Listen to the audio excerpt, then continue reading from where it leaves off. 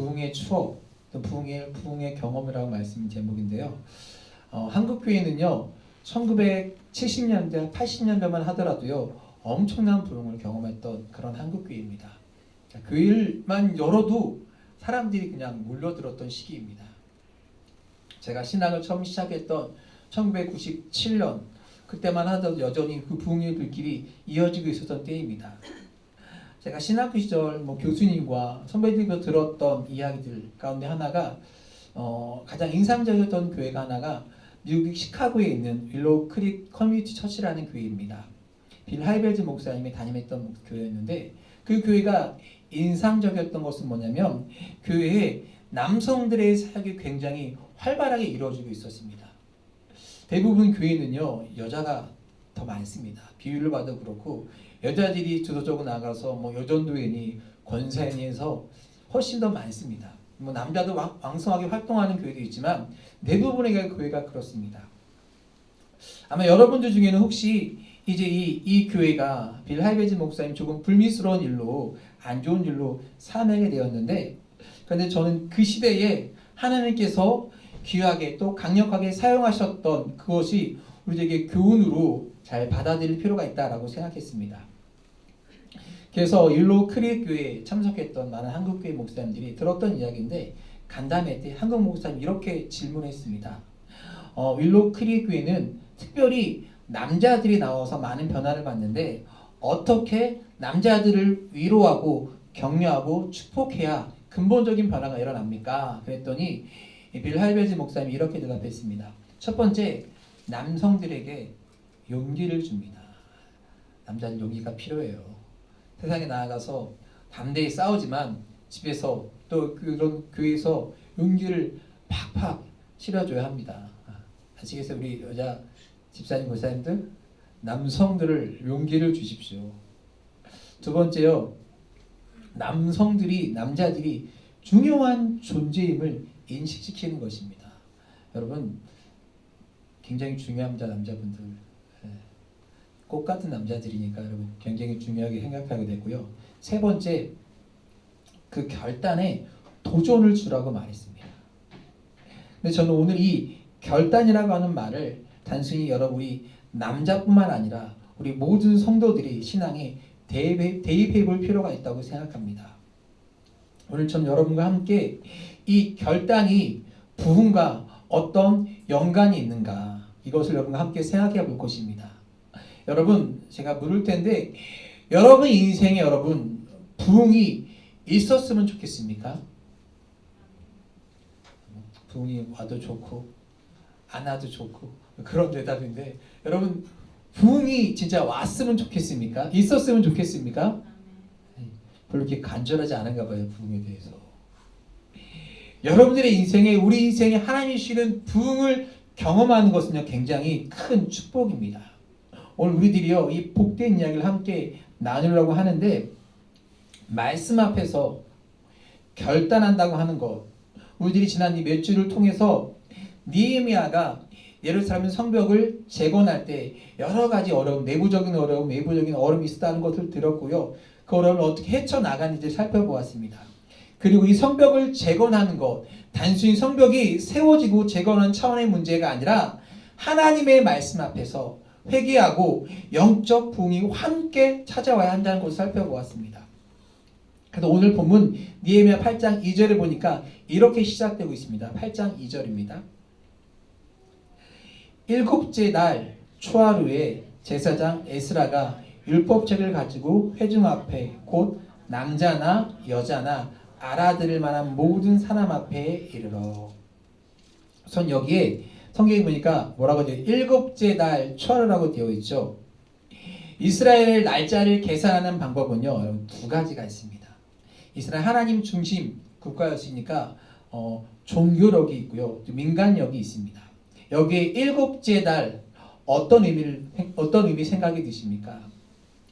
이스라엘 백성 가운데 일곱이라고 하는 말은요 일곱째 날 안식일, 일곱째 달 안식월. 그러니까요 종교적으로 이날은요 이스라엘 백성들이 모여서 하나님의 성회로 모여서 나팔을 불며 이날을 기념했던 날입니다.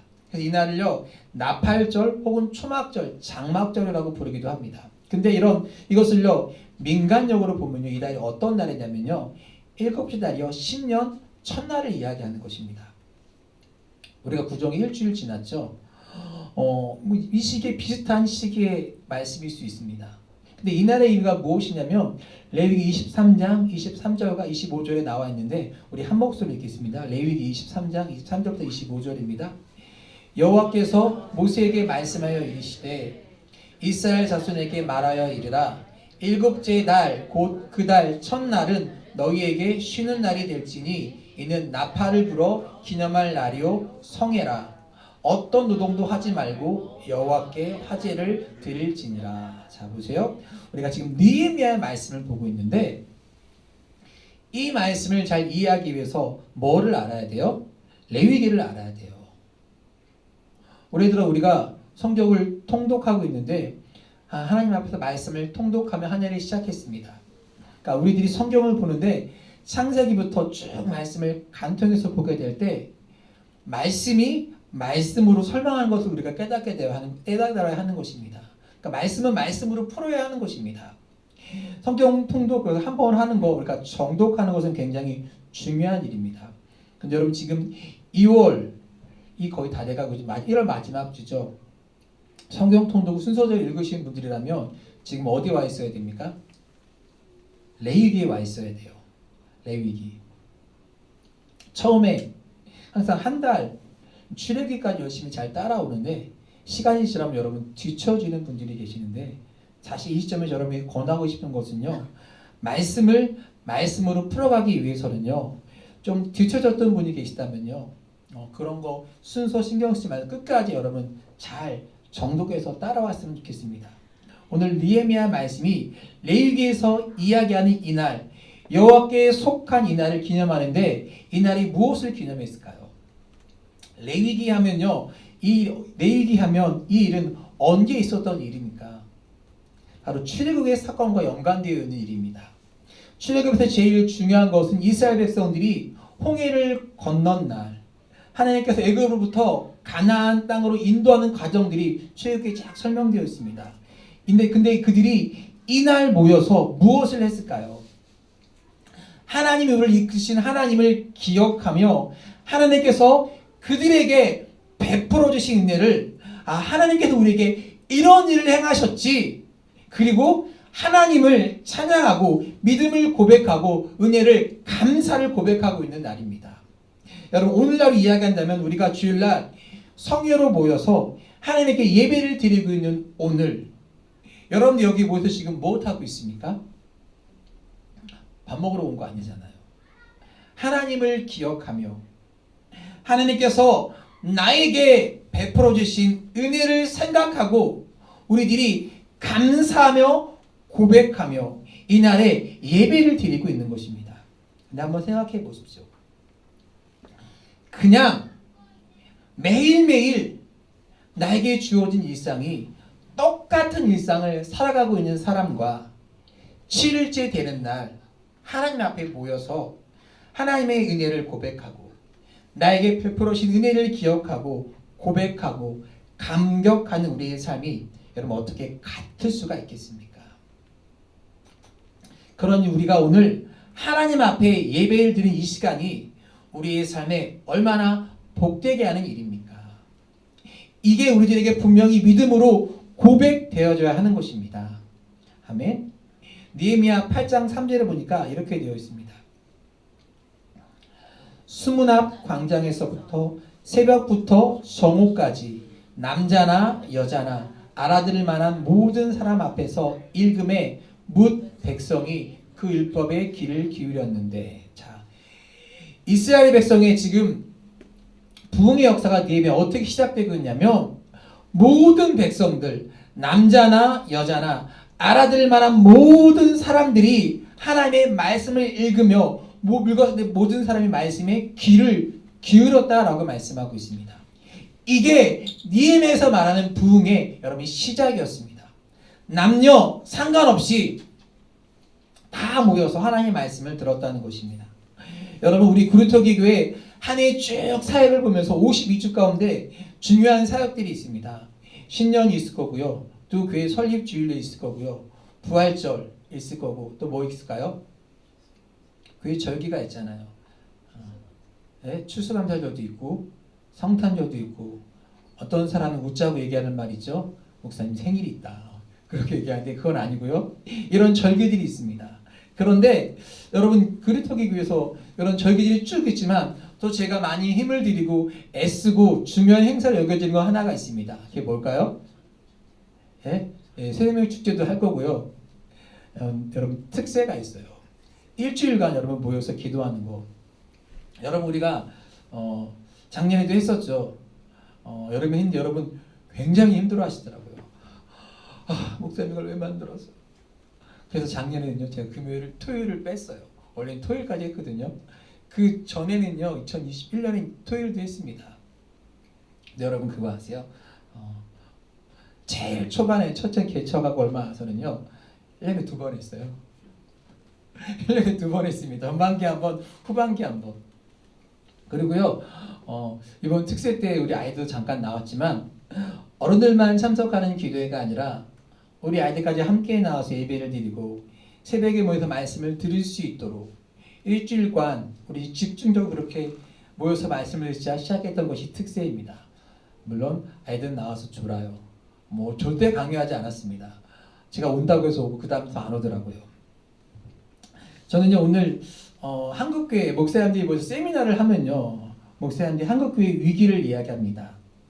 그러면서 우리 교회들은 교회가 부흥하면서 아이들을 위해서 유년부 예배, 유치부 예배, 초등부 예배, 중고등부 예배, 청년 예배 이런 예배들을 아이들을 위해서 만들어낸다고 생각했는데 언제부턴가 우리들이요 온 가족들이 함께 하나님의 말씀을 들을 만한 그런 시간들이 사라졌던 것입니다.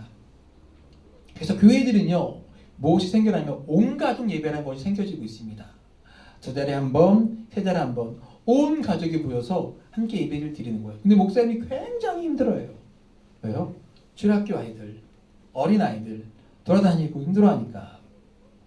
여러분 온 가족이 그러니까 말씀을 알아들을 만한 아이들이요 같이 하나님 앞에서 말씀을 듣는 시간들이 우리 안에서 많이 사라졌습니다. 그리고 예전에는요 우리가 구역 예배 드리면 같이 아이들과 예배 드렸는데 뭐 애들한테 요즘 뭘 줘요? 핸드폰 보고 저기 가 있어. 같이 예배 드려야 되거든요. 그리고 부모들은 언제부터인가 교회의 아이들을 교회에 맡겨놓고 알아서 책임져 주리라고 생각하고 있습니다. 그런데 오늘 느헤미야의 말씀을 통해 깨닫게 되는 것은 뭐냐면 느헤미야와 이 백성들이 하나님을 알아들을 만한 모든 사람들이 함께 모여서 말씀을 드리며 그들이 믿음으로 반응하기 시작할 때 그들이 영적 부흥을 경험하게 되었다는 것입니다. 그런데 여러분 이 시대의 아이들과 사람들 말씀 앞에서 뭐라고 반응하고 있는지 아십니까?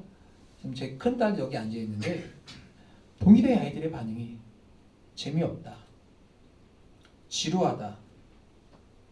여러분 이 시대에 너무나 즐길 것이, 놀 것이, 볼 것이 많은 시대에 핸드폰 하나만 있어도 시간 가는 줄 모르고 보일 수 있는 시간을 보낼 수 있는 시대에 아이들이 하나님의 말씀이 재미없다고 이야기합니다. 여러분 우리 한국 K-드라마가 얼마나 잘 만들었는지 아십니까? 한번 보면 다음에 꼭 봐야 돼. 한번 보면 그 다음 꼭 보도록 그렇게 잘 만들어놨습니다. 그렇게 자극적인 그런 시대 속에서 아이들이요 하나님 말씀이 재미없다고 들으려 하지 않습니다. 말씀이 아닌 것에서 충분한 즐거움을 찾고 있습니다. 하나님 우리 교회 우리 온 가족들이 함께 말씀을 들으며 이 말씀 앞에 반응할 수 있는 부흥의 역사가 우리 그리스도의 교회에 시작되게 하여 주옵소서. 아이들이 말씀 앞에 반응할 수 있고 여러분들이 하나님의 말씀을 들으며 반응할 수 있는 그런 부흥의 역사가 우리 교회 가운데 시작되었으면 좋겠습니다. 그래서 온 가족이 말씀을 알아들을 만한 아이들이 나와서 함께 말씀을 드릴 수 있는 그런 예배들이 우리 안에 시작되기를 간절히 소원합니다. 이게 우리들이 잃어버린 우리들의 잘못된 생각이 듭니다. 오늘 우리가 하나님 앞에 예배를 드리고 있는데 우리가 하나님 앞에 사진을 찍듯이 여러분의 마음이 우리의 모습이 각인되어서 우리가 하나님 앞에 예배를 드리고 있습니까? 여기서 지금 예배를 드리고 있는데 우리 모두의 예배가 다 똑같지 않다는 것입니다. 누가 하나님 앞에 각인되면서 예배를 드리고 있습니까? 각자의 처해 있는 환경과 상황과 마음이 다 다릅니다.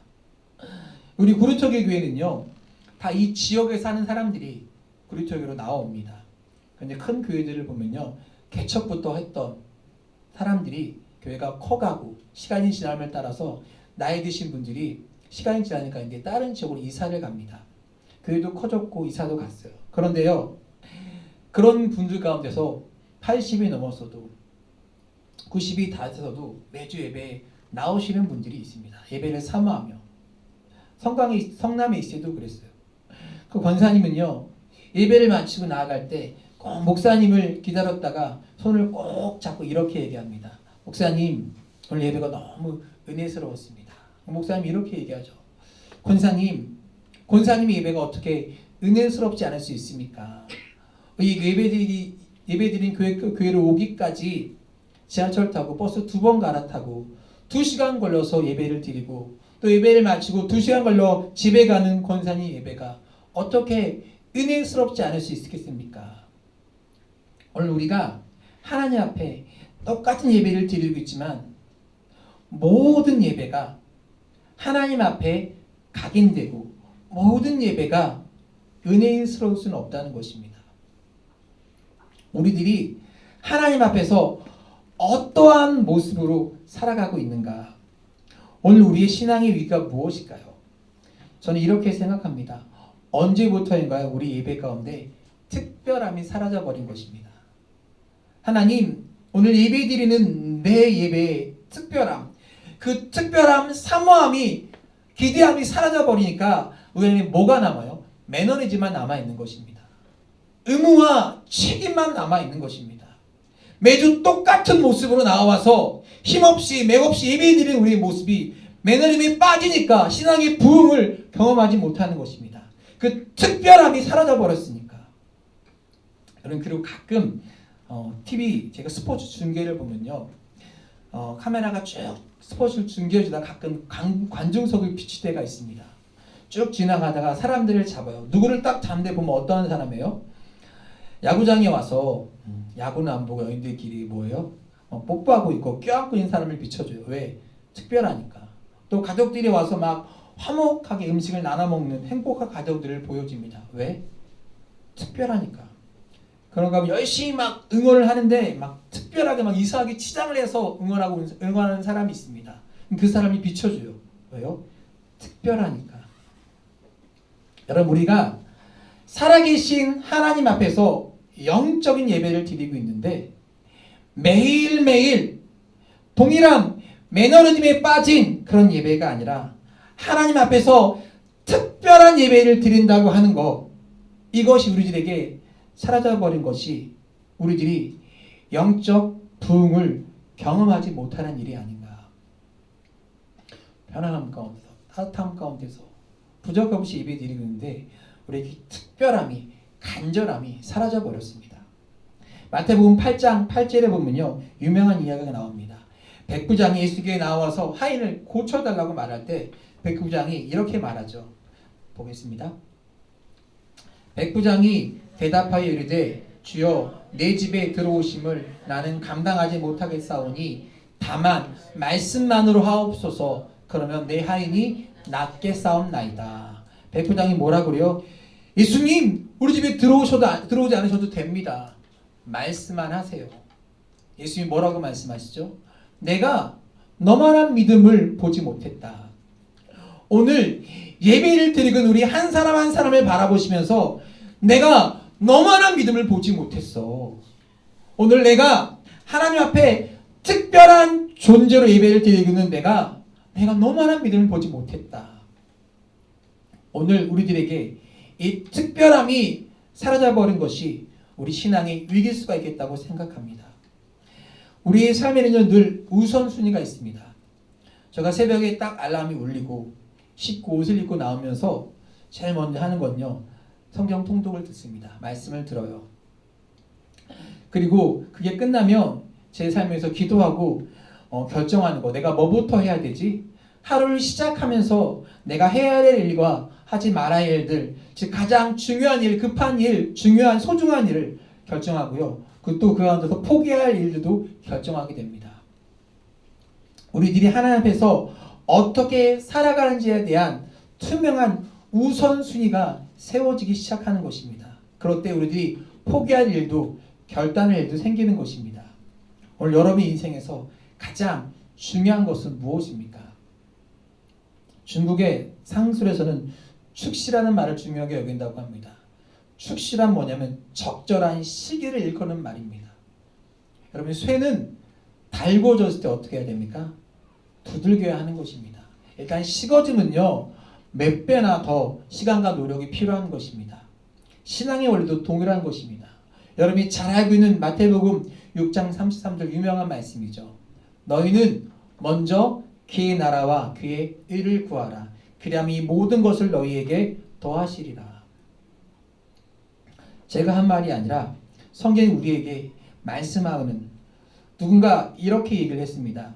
돌아가신 빌리 그레함 목사님의 설교가 능력이 있는 것은 그 이유가 뭐냐면 무엇이냐면 그분은 늘 설교할 때 이렇게 말합니다.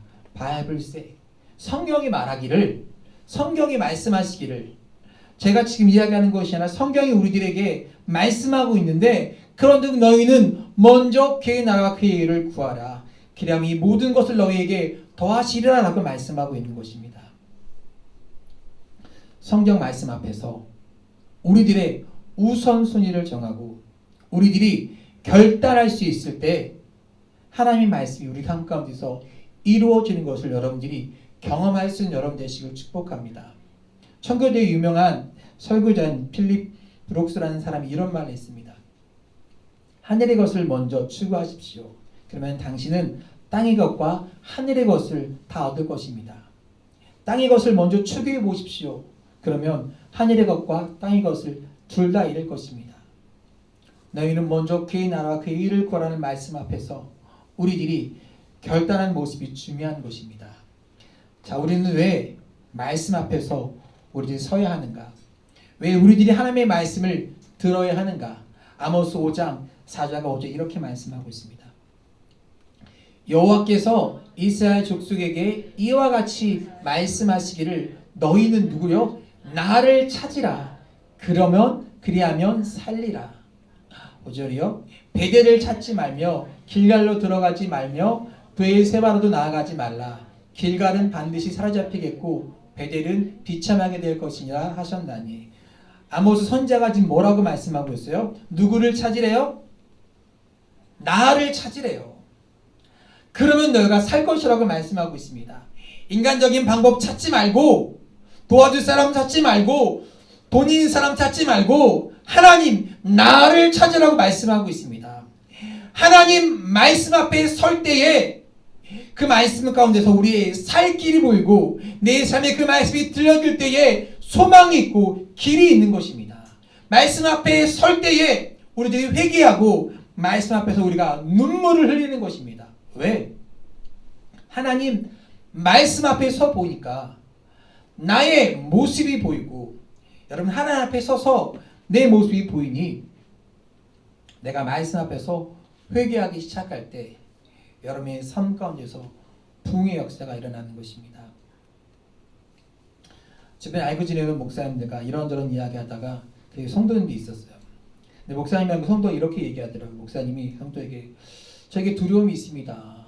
어떤 두려움이냐면 내가 담임으로서 목회하는 동안 끝까지 이 길을 잘 가야 되는데 그에겐 굉장히 중요한 일이라고, 내가 교인 앞에서도 좋은 목사가 되어서 잘 은퇴해야 되는데 나이가 드신 목사님이었거든요.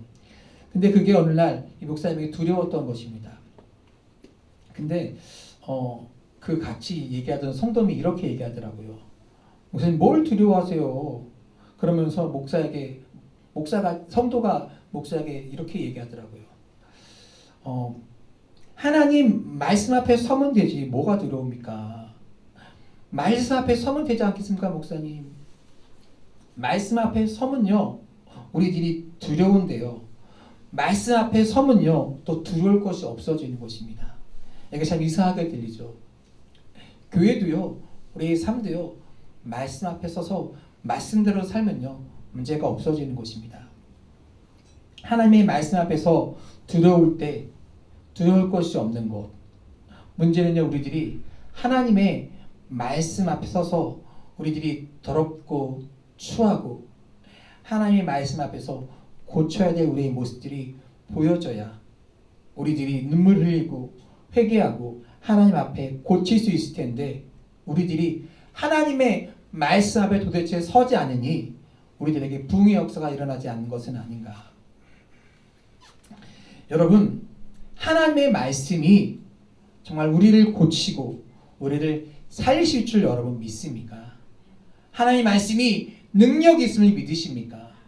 말씀이 선포되는 곳에 하나님의 말씀의 능력을 통해서 부흥의 역사가 일어나면 여러분 믿으십니까? 이 믿음 앞에서 우리 한 사람 한 사람의 결단하기 시작할 때 부흥의 역사가 일어나는 것입니다.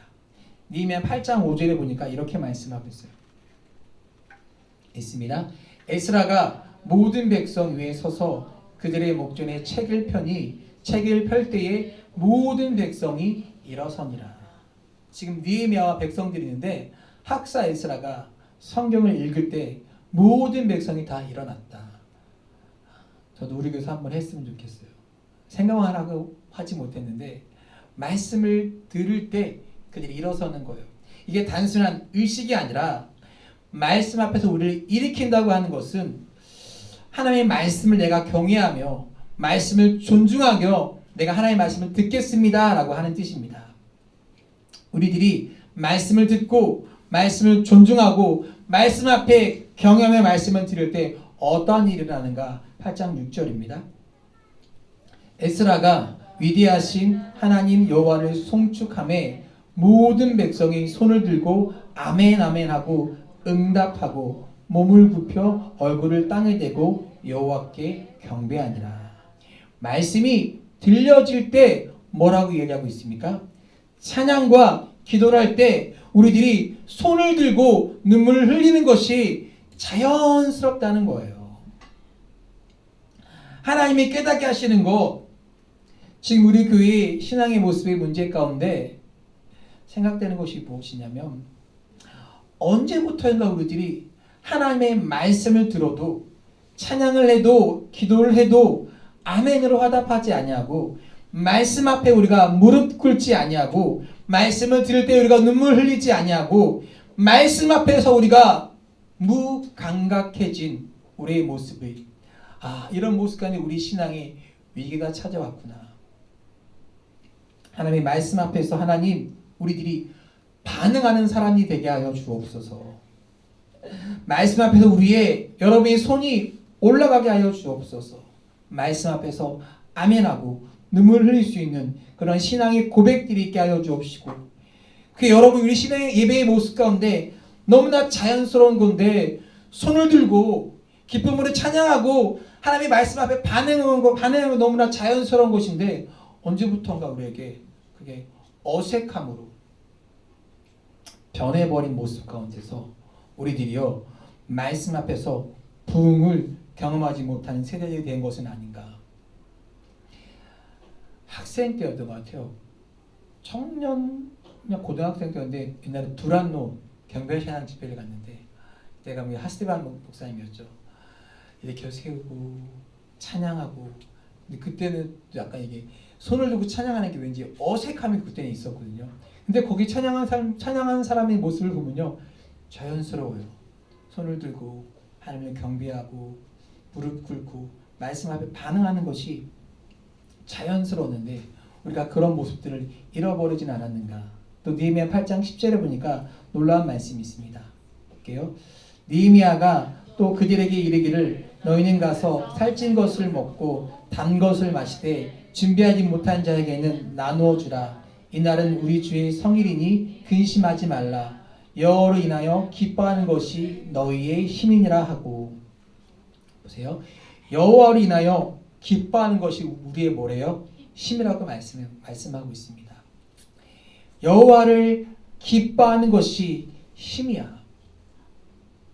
여러분 지금 어떤 일이 이렇게 진행되고 있을 때 말씀 앞에 섰을 때 그들이 회개하고 눈물을 흘리고 아멘하고 무릎 꿇었을 때 그것으로 끝나는 것이 아니라 여호와를 기뻐하는 것이 너희의 힘이야 라고 말씀하고 있습니다.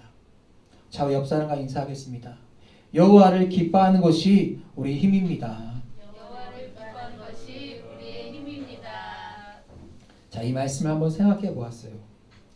하나님, 우리들이 하나님의 말씀을 믿는다고 하면서도 하나님 말씀대로 행하는 것에 대한 기쁨이 없다면, 아니 우리들이 하나님을 믿는데 이 말씀대로 행하는 것이 주의 규례를 따라 사는 것이 너무나 기뻐, 이게 놀라운 일이야 라고 고백할 수 있을 때 이것이 우리들에게 힘이구나, 이 세상 한가운데서 하나님의 말씀대로 살아가는 것이 참 기쁘구나 라고 고백할 수 있을 때 이것이 우리의 힘입니다.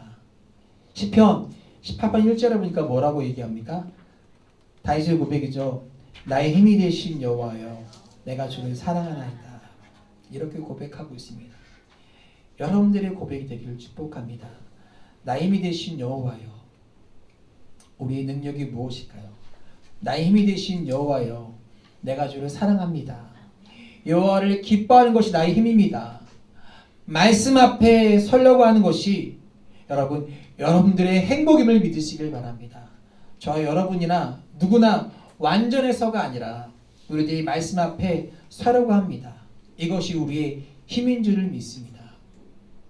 우리가 아까 찬양했는데 나의 영혼이 잠잠히 하나님만 바라며 나의 소망의 계획에서 나오는도다. 내가 말씀 앞에 설 때에, 여호와 하나님을 바라볼 때에 요동치는 세상 가운데서, 나를 흔드는 문제 가운데서, 내 속을 속썩이는 사람들 가운데서, 나를 치려는 사람들 가운데서 내가 잠잠히 하나님을 바라보니 이곳에서부터 나의 소망이 나옴을 믿습니다. 우리가 소망을 붙들고 살아갈 수 있는 것. 요한복음 5장에 보면요, 베데스다 연못가에 38년 된 환자가 있습니다. 예수님께서 물으시죠. 내가 낫고자 하느냐? 예, 제가 낫고자 합니다. 예수님께서 그의 침상을 들고 걸어가라고 말씀하셨습니다. 우리 소망이 무엇일까요? 말씀 앞에서, 그 말씀 앞에서 반응하고 말씀 앞에서 우리들이 살아가는 것, 이것이 우리에게 소망임을 여러분 믿습니다. 이것이 우리에게 영적 부흥이 다시 시작됨을 믿습니다. 우리들의 잃어버렸던 신앙의 야성, 하나님 앞에 손들고 눈물 흘리며 아멘 아멘 하며 우리들이 화답하며 하나님 앞에 부르짖었던 우리 신앙을 여러분 다시 회복하고 영적 부흥의 역사가 여러분 가운데 다시 시작되기를 주의 이름으로 간절히 축원합니다.